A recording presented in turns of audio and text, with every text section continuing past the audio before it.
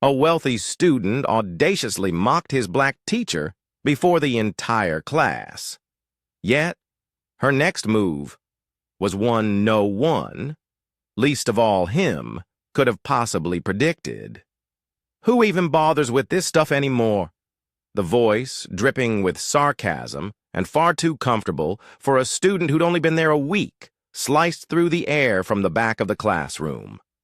Ms. Naen Caldwell, mid-sentence, chalk-poised, slowly lifted her gaze from the blackboard. Her eyes landed on Preston Kavanaugh, 16 years old, radiating an obnoxious self-satisfaction. He was slouched in his chair, arms defiantly crossed over a pristine $300 hoodie, an air about him as if he owned the very building and was merely dropping by to inspect his investment. A few nervous chuckles rippled through the room, not because the comment was witty, but because it was Preston. He was new, he was rich, he was white, and it was painfully clear he was accustomed to people laughing whenever he opened his mouth. Preston then amplified his voice, exaggerating a thick Southern accent. Her accent. And then the little slave boy said, "Yes, sir, I was going to pick that cotton real fast. Sir." He bent over, howling with laughter, as if he'd just delivered a show-stopping performance at an open mic night. A handful of students laughed again, this time with a palpable unease. Ms. Caldwell said nothing. She stood utterly still, a living statue. Only her eyes moved, burning with an intensity that wasn't rage, but something far deeper, something that compelled the entire room into absolute silence within seconds. There were no shouts, no slam books, no immediate banishment to the principal's office. Instead, she simply turned, walked back to her desk, picked up a plain notebook, clicked a pen, and spoke. Preston. His name, soft as a feather, drifted across the room, yet landed with the undeniable weight of a brick. "You'll be staying after class today." He smirked. "What for?" She looked up, a faint, almost imperceptible smile playing on her lips. "To start your assignment." The class exchanged confused glances. There was no assignment. At least, none she had mentioned, but no one dared to ask. Not when Ms. Caldwell used that voice. It was a voice that didn't plead for attention. It commanded it, not with volume, but with an unwavering certainty. Preston shrugged, feigning indifference. Whatever. But a subtle tremor, barely perceptible, cracked his voice. It was as if his grip on the room wasn't quite as firm as he imagined. 10 minutes later, the bell shrieked. Everyone scrambled, backpacks zipped, sneakers squeaked on the tiled floor. Eyes darted everywhere, but towards Preston. He remained seated, watching her, anticipating the lecture, bracing himself for the hammer to fall. Instead, she opened her top drawer and pulled out a plain folder. No markings, no label, just old manila, softened by time and frequent use. She slid it across the desk towards him. "You'll open that when you get home, not before. And you'll come back tomorrow with your answer." He narrowed his eyes. "Answer to what?" She didn't flinch. "To whether you want to keep pretending, or if you're ready to learn something real." He let out a short, scoffing laugh. "Lady, I've been to 3 different schools in the last year. You think I haven't seen real?" "You've seen money," she countered, her voice still soft, yet piercing. "Not truth." The folder lay between them, an almost palpable live wire. Preston didn't touch it. He merely leaned back, trying to stare her down, waiting for her to yield. But she never did. And for the first time in a long time, Preston Kavanaugh found himself without a comeback. But before he could even decide whether to toss the folder into the trash or actually open it, he was about to learn just how serious Ms. Caldwell was, and how far she was willing to go to teach him a lesson he would never forget. That night, Preston didn't open the folder. He simply tossed it onto his sleek marble desk in his oversized bedroom in Buckhead, Georgia, a room where the lights dimmed by remote control and a PS5 sat beneath a 75-inch television he barely played anymore. He scrolled through his phone, watched half a video, then muted it. His gaze kept drifting to the folder, still there, undisturbed, silent, waiting. By midnight, he was pacing. Not out of fear, or so he told himself. He just couldn't shake the image of her face, that profound calm, that unwavering confidence, the way she hadn't even flinched when he mocked her. He'd witnessed teachers cry, seen them scream, turn red-faced and utterly overwhelmed. Ms. Caldwell, though, hadn't broken a sweat, and that fact profoundly annoyed him. The next day, he showed up early, not to apologize, not even to speak. He just wanted to observe, to understand what kind of spell this woman had cast upon the rest of the school, because it was abundantly clear they liked her. She walked through the halls, and students greeted her, like she was a celebrity, not out of fear, but out of genuine respect.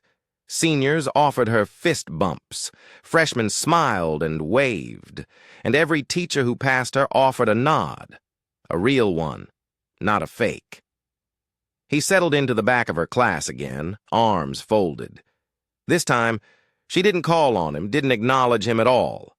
She simply continued teaching as if he were part of the furniture, and the strange thing was, the lesson wasn't bad. They were reading The Souls of Black Folk by W.E.B. Du Bois. But she wasn't just discussing the book, she was talking about the people behind it, the context, the history, the humanity. And the students? They were completely engrossed. Preston noticed one kid, Jerome, he thought his name was, leaning forward as if hanging on to every single word. That's when it hit him. This wasn't just a class. This was her room, her space, her rules. And somehow, even without raising her voice, she ran it like a boss. He stayed after again, the untouched folder still in his bag. Ms. Caldwell didn't ask about it. Instead, she handed him an envelope. "This," she said, "is your next step, if you're serious." "I haven't even looked at the first one," he grumbled. "That's your choice," she replied calmly. He rolled his eyes. "Is this a game to you?" She looked directly at him. "No, this is work. The kind of work you've never had to do because people like me had to do it for you." There was no malice in her voice, just unadorned facts. That night, Preston finally opened the folder. Inside was a single black and white photograph, an old man in a worn suit sitting on a bus bench. Beneath it, a single name, Hollis Dent. On the back, one terse instruction. "Find him, listen. No phone, no recording, just you, a notebook, and ears that are finally open." But Preston wasn't ready for what Mr. Hollis Dent would tell him. Or how it would hit harder than any punishment he'd ever faced. Preston didn't ask for a ride that Saturday. He wanted no part of his dad's driver, the matte black Escalade, or any of the comforts he was accustomed to. Instead, he took the city bus, just as the note had instructed. He had to transfer twice. The last stop dropped him near the edge of South Decatur, Georgia, a landscape starkly different from his own.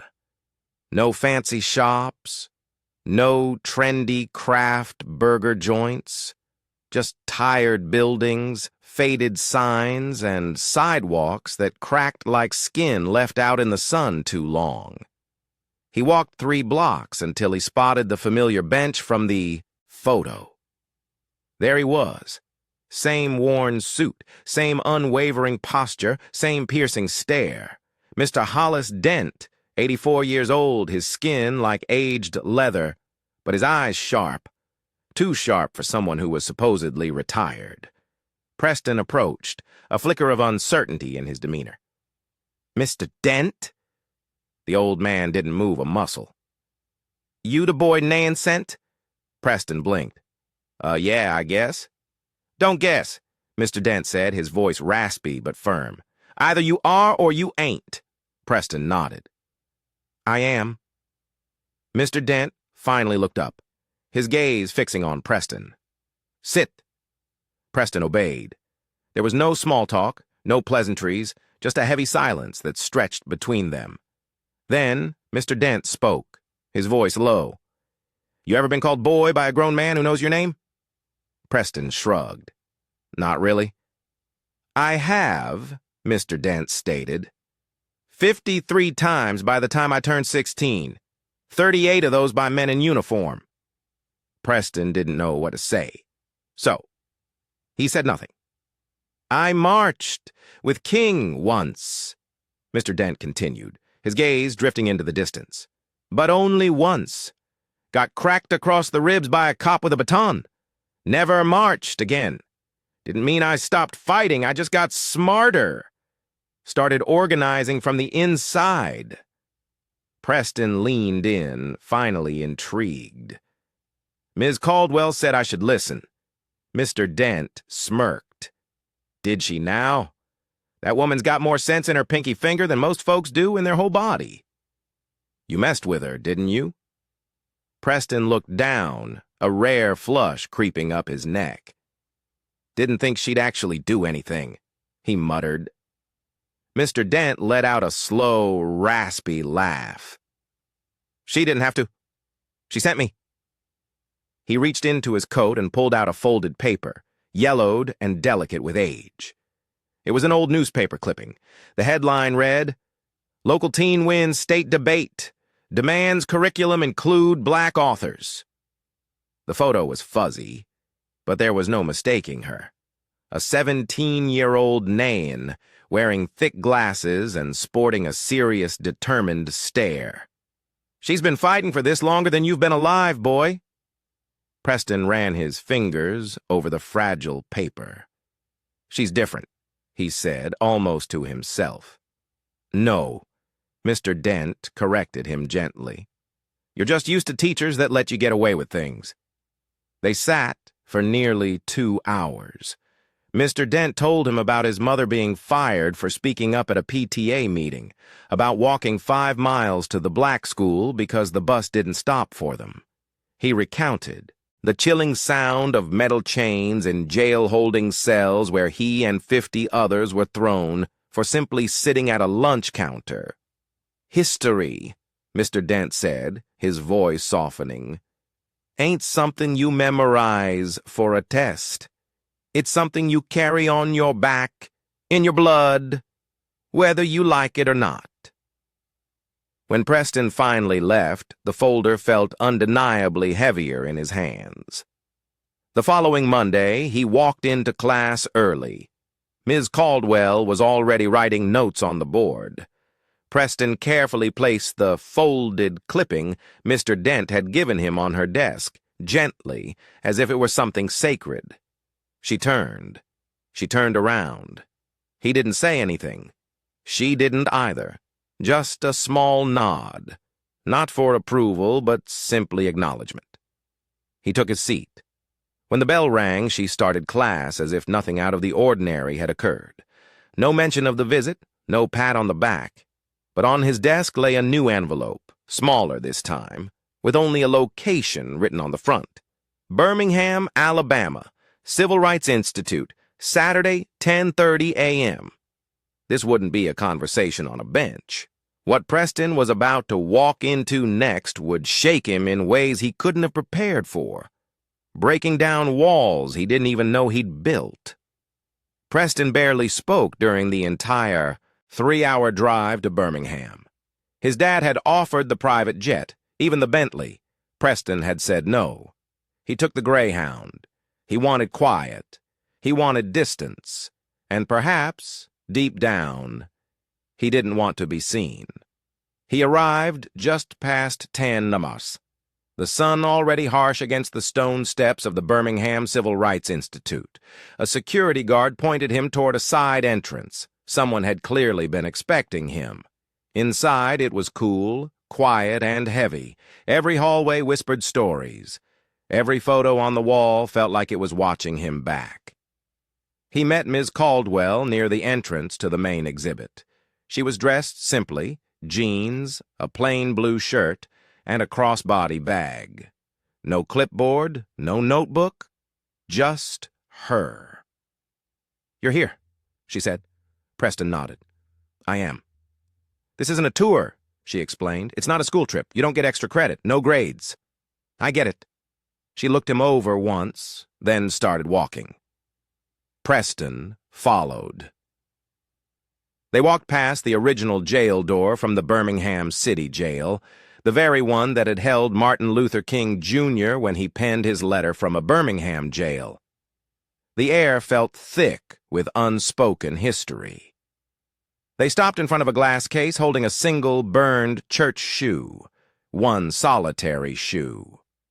Ms. Caldwell didn't say a word. Preston read the plaque beneath it.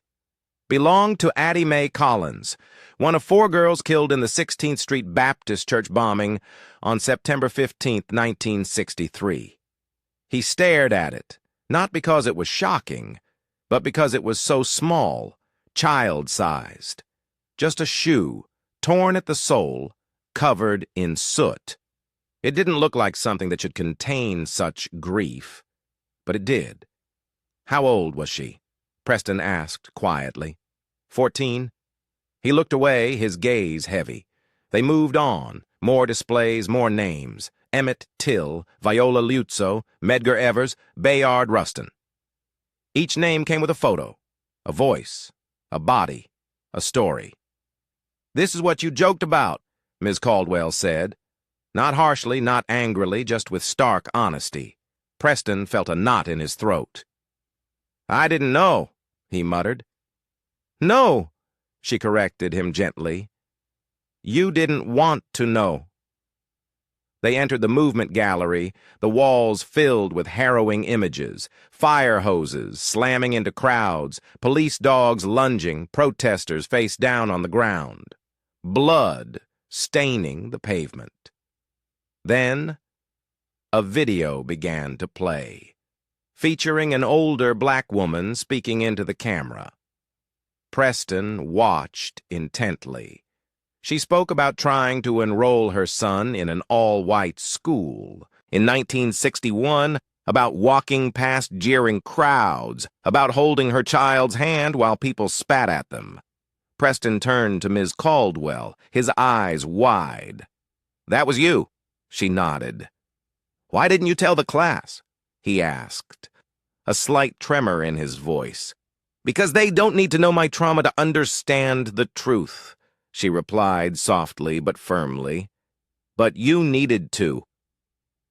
They stood in silence, and for the first time since he had transferred, Preston wasn't performing. He wasn't sarcastic. He wasn't detached. He was simply listening. She handed him a small, blank-lined notebook. "What's this?" he asked. "Start writing," she instructed. "Anything, everything, reactions, questions, lies you've told yourself, things you never questioned until now." He held the notebook as if it might shatter. "I've never done this before," he confessed. "That's why you need to," she said. They sat together in the courtyard afterward, no words exchanged. She sipped tea from a thermos. He opened the notebook and merely stared at the empty page. Finally, he wrote, "I used to think history was boring because it wasn't about me." Then he added, "But maybe it was. Maybe it always was. I just didn't want to see how." He didn't show it to her, not yet. On the bus ride home, Preston looked out the window. Not at his phone, not at his reflection, but at the world passing by, a world that now seemed different. The vibrant graffiti on a passing bridge, a mural of John Lewis painted on a brick wall, a street sign named after someone he'd never even noticed before. He opened the notebook again, writing 3 more pages before the bus had even left Alabama. That Monday, he walked into class 5 minutes early. He asked if he could read something aloud. The room quieted instantly. Even Ms. Caldwell tilted her head, a hint of curiosity in her expression. Preston stood, pulled out his notebook, and began to read. I used to think I was better than the people who lived the stories in our books because I had money, because I had options.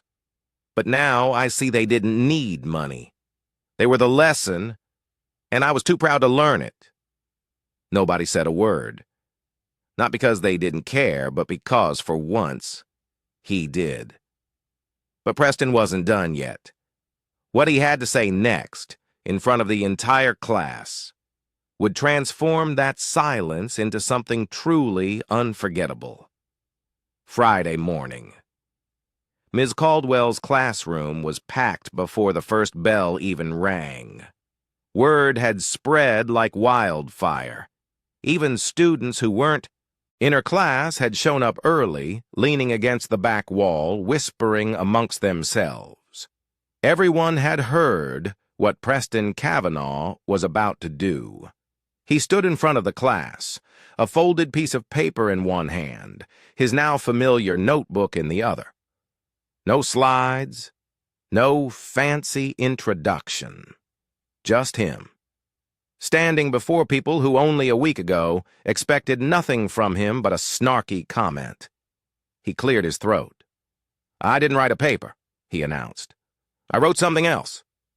Ms. Caldwell sat at her desk, hands folded, watching him. Not judging, just there. He looked around the room, taking a deep breath. I used to think I knew everything. I didn't.